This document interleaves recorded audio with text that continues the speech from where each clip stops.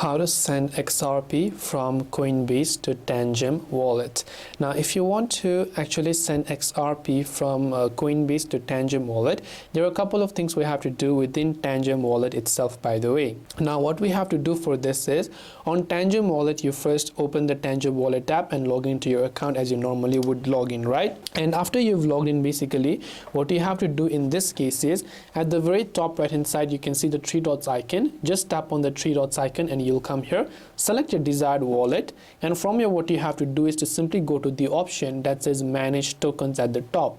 So once you tap on the manage tokens option from the very top, over here we are trying to transfer XRP from Coinbase, right? So from the list of this crypto, you want to actually select XRP and then tap on it. Then once you tap on the XRP option, over here you will see this option right here. So here you can simply turn on the network. So the network that you turn on over here, this network, same network, when you're trying to send from Coinbase, you have to use that same network, by the way.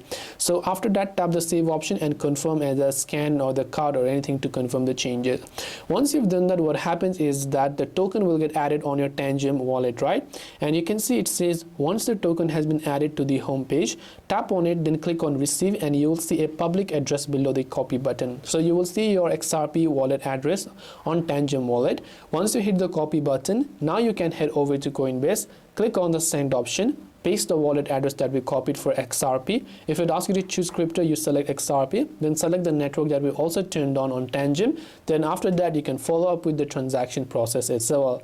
This way you'll be able to send XRP from Coinbase to Tangem wallet. I hope the video helped you out. If you have got any further questions, feel free to leave them down. Thanks for watching and see you in the next video.